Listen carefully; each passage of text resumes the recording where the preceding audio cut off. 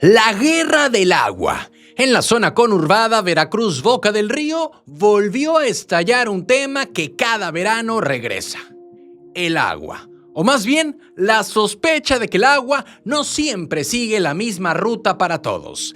Y en medio del ruido por conexiones detectadas, balances que nadie termina de explicar y la conversación incómoda sobre el famoso huachicol del agua, la gobernadora Rocío Nale se sentó con las alcaldesas de Veracruz y Boca del Río, Rosa María Hernández Espejo y Marijose Gamboa, respectivamente.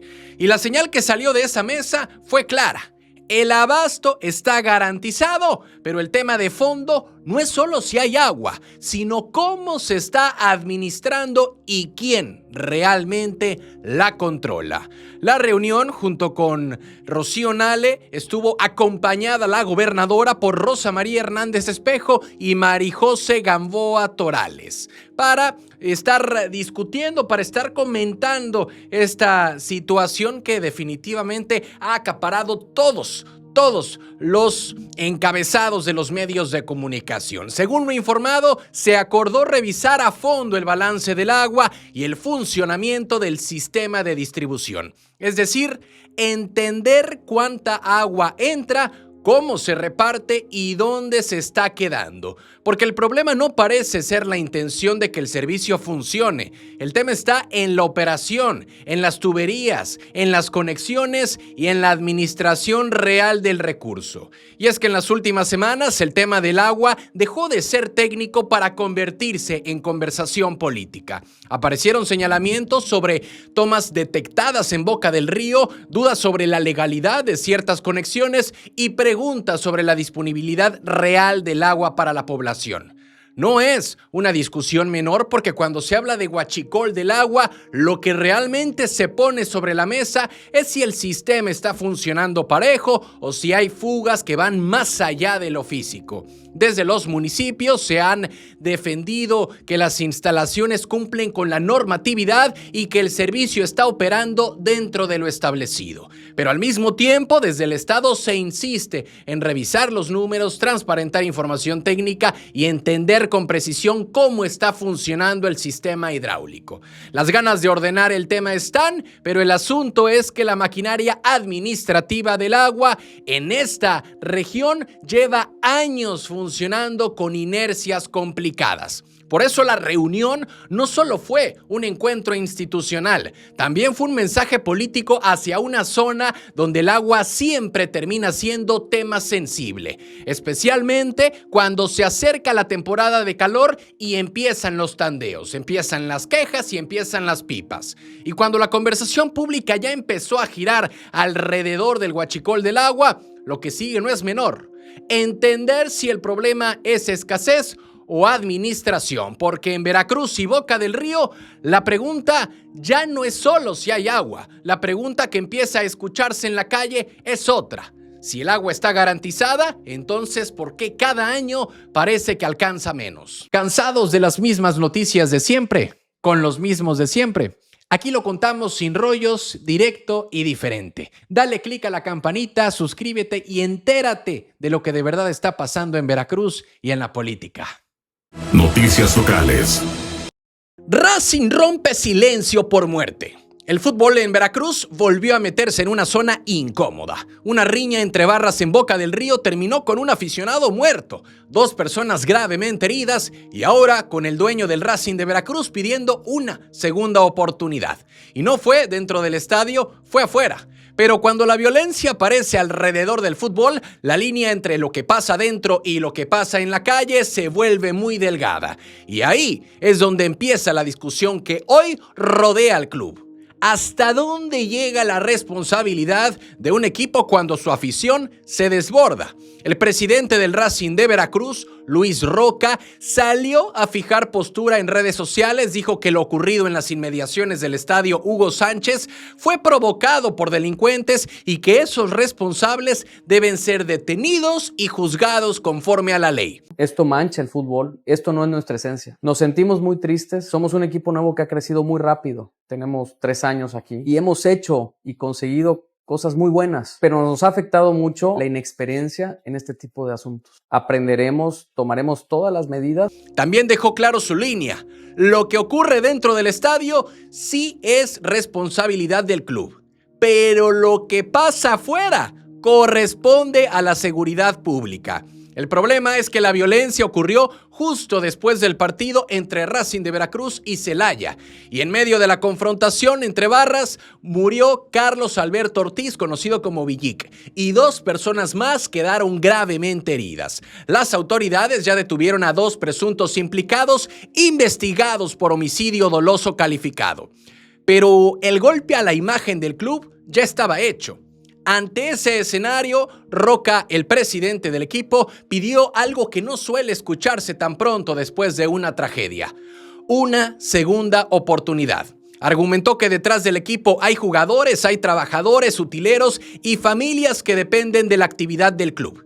Y reiteró que el Racing está en contra de la violencia, además de asegurar que el caso ya fue informado a la Federación Mexicana de Fútbol. Pero bueno, hoy hay detenidos, hay una investigación en curso, pero para el Racing de Veracruz la pregunta apenas empieza a tomar forma.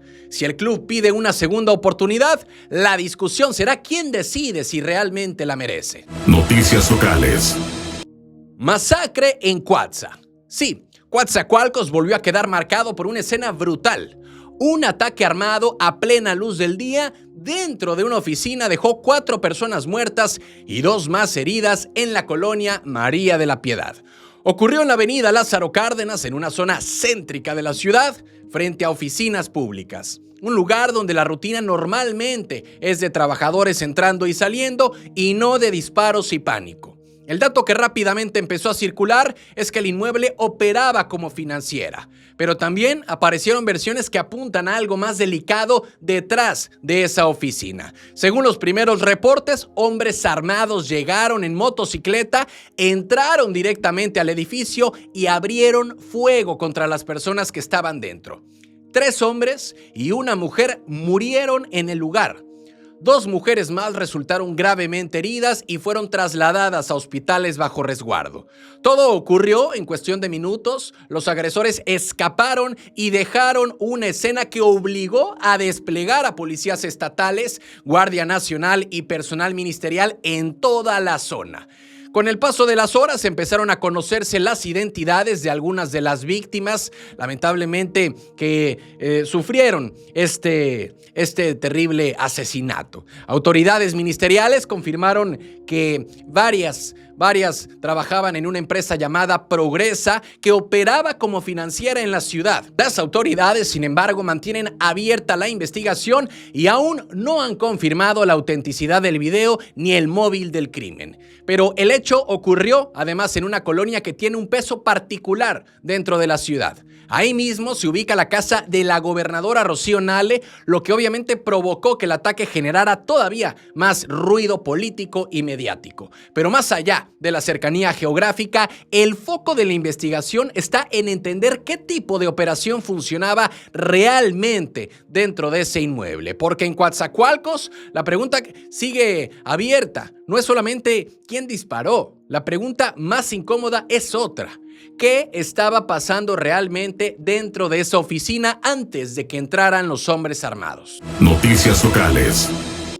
Mar Negro en Veracruz. En el sur de Veracruz el mar amaneció negro, literalmente. Playas donde normalmente hay pescadores y turistas aparecieron cubiertas de chapopote que nadie, hasta ahora, sabe de dónde salió. Todo empezó en Pajapan, pero en cuestión de horas, la mancha empezó a moverse por la costa y ya alcanza varios puntos del Golfo de México. El dato que tiene inquieta a la región es simple. Hay contaminación en más de 50 kilómetros de litoral y todavía no aparece el punto exacto de la fuga. Las primeras manchas se detectaron cuando pescadores encontraron sus redes, lanchas y motores manchados de hidrocarburo. Lo que parecía un incidente aislado empezó a crecer hasta convertirse en un problema regional. Hoy el derrame ya afecta a 3 municipios del sur del estado: Pajapan, Tatahuicapan y Mecayapan, donde la contaminación obligó a cerrar playas, detener la pesca y pedir a la población que evite consumir productos del mar. Algo de verdad lamentable para este tipo de regiones. Los alcaldes de Pajapan y Tatahuicapan ya presentaron denuncias ante autoridades ambientales federales para exigir que se investigue el origen del derrame. Desde el gobierno estatal se ha señalado que en esa zona no existen pozos, plataformas ni ductos cercanos de Pemex que expliquen de inmediato la fuga. Es decir, el problema ya está en el mar. Pero la pregunta clave sigue sin respuesta. ¿De dónde salió el crudo?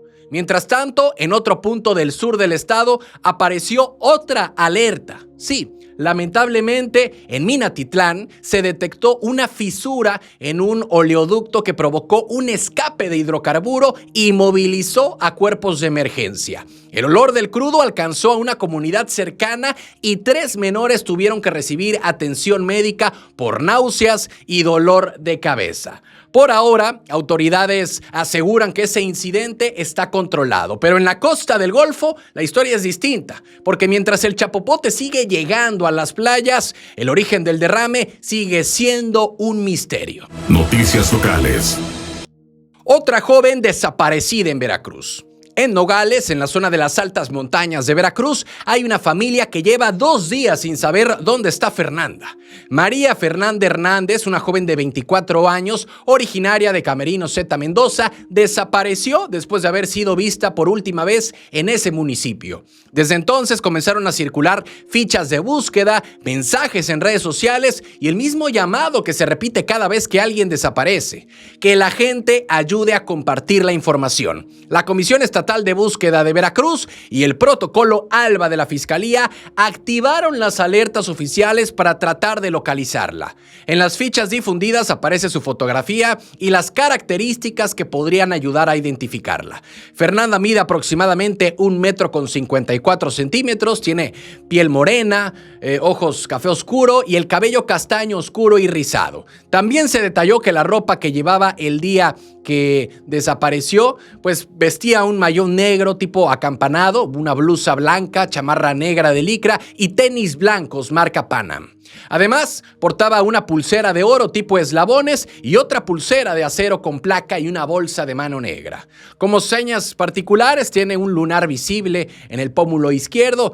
Y bueno, son detalles que parecen pequeños, pero que pueden ser clave para identificarla en caso de que alguien la haya visto. Por ahora, lo único confirmado es el punto donde fue vista por última vez: el municipio de Nogales. Mientras tanto, familiares y autoridades siguen pidiendo apoyo para difundir la ficha de búsqueda de Fernanda. Esperemos que pronto aparezca Fernanda Hernández, porque hoy Fernanda Hernández sigue desaparecida. Y mientras pasan las horas, la pregunta que pesa sobre su familia es la misma que se repite en cada caso: ¿dónde está? Noticias locales.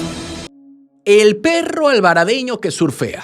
En las costas de Alvarado hay un surfista que no necesita traje de neopreno. Vaya, ni siquiera es humano. Se llama Marihuano. Sí, es un perro pequeño, mezcla de chihuahua con pug, que se volvió viral por algo que no se ve todos los días: surfear en el Golfo de México. La historia fue contada originalmente por el portal eVeracruz en un reportaje de la periodista Iraíz García, y desde entonces el peculiar perrito empezó a circular por redes como el nuevo personaje inesperado de la costa veracruzana. Marihuano tiene 9 años y vive con su dueño, Hugo González, en la colonia La Trocha de Alvarado. Hugo es pescador y también dueño de la Palapa Marimar, un pequeño punto donde llegan visitantes a comer mariscos y ver el movimiento del río y el mar. Desde cachorro, el perrito empezó a acompañarlo en todo: la pesca, la lancha, las redes, hasta que un día terminó aprendiendo algo que pocos imaginarían: surfear. Sí, así como lo están escuchando. El dueño, Hugo, le fabricó una pequeña tabla y comenzó a enseñarlo a mantener el equilibrio mientras la lancha avanza sobre el agua. Con el tiempo, el perro aprendió a acomodarse sobre la tabla, balancearse con el movimiento de las olas y mantenerse firme mientras el mar empuja. Quienes lo ven desde otras lanchas o desde la orilla suelen sacar su celular y así Poco a poco, el pequeño surfista empezó a hacerse famoso no solamente en Alvarado, sino ya también en las redes sociales. Porque Marihuano, el nombre del perro, además tiene todo el estilo de estrella de redes. Permite que su dueño le ponga gorra, lentes oscuros y posa tranquilamente mientras lo graban o le toman fotos. Según contó Hugo en la historia publicada por Evera Cruz y firmada por la reportera Iraíz García, los videos del perrito ya han viajado mucho más lejos que Alvarado. Incluso han llegado a circular fuera del país y bueno, cuando no está sobre la tabla, Marihuano, el perrito, acompaña a su dueño Hugo en la pesca. Corre alrededor de la lancha, intenta ayudar con las redes y se emociona cada vez que ve movimiento en el agua. Y como buen perro de mar, su comida favorita no podía ser otra: el róbalo. Y hoy, en medio de tantas noticias pesadas que suelen salir de Veracruz, la historia de Marihuano se volvió una pausa curiosa. Un perrito, una tabla improvisada y las olas de Alvarado. Y bueno, a veces las historias más virales nacen justo ahí, donde nadie estaba buscando un surfista. Noticias locales. Del reclamo al apoyo. En Poza Rica hay una escena que se repite cada semana frente al Palacio Municipal. Ciudadanos llegando con papeles en mano, peticiones, problemas de colonia y la promesa de que alguien los va a escuchar. Ese es el programa Miércoles de Puertas Abiertas, un ejercicio que busca acercar al ayuntamiento con la gente sin tanta ventanilla de por medio. La idea es sencilla, pero políticamente relevante: que el ciudadano no tenga que perseguir al gobierno, sino que el gobierno se siente a escuchar. La jornada es encabezada por la alcaldesa Adanely Rodríguez, junto con los regidores y personal de distintas áreas del ayuntamiento. Ahí, en la explanada de Palacio Municipal, vecinos de distintas colonias llegan para presentar solicitudes, plantear problemas o dar seguimiento a gestiones que muchas veces llevan tiempo atoradas. No es un trámite formal de oficina, es más bien una especie de mesa abierta donde la gente puede hablar directamente con las autoridades. Y este tipo de ejercicios buscan algo que en muchos municipios suelen perderse con el tiempo: la cercanía política con la ciudadanía. Porque una cosa es el discurso de gobierno cercano y otra muy distinta es sentarse frente a los vecinos cuando traen quejas concretas. Ahí es donde se mide realmente la capacidad de respuesta de un ayuntamiento. Durante la misma jornada también hubo espacio para reconocer a jóvenes deportistas de Poza Rica. El apoyo incluyó transporte y uniformes para que pudieran competir representando al municipio. Así que entre solicitudes ciudadanas, gestiones y apoyo deportivo, el Miércoles de Puertas Abiertas sigue funcionando como vitrina del gobierno municipal. Un espacio donde la política local se practica de frente y donde, al menos en teoría, la puerta del ayuntamiento se queda abierta para quien quiera. Y donde, al menos en teoría, la puerta del ayuntamiento se queda abierta para quien quiera tocar.